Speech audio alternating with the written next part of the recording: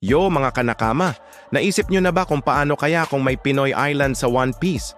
Isipin nyo si Luffy na nadidiscover ang sarap ng Filipino food.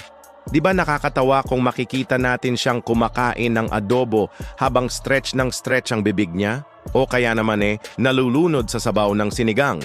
At si Sanji? Siguradong mabubulaga siya sa mga secret techniques ng Pinoy cooking.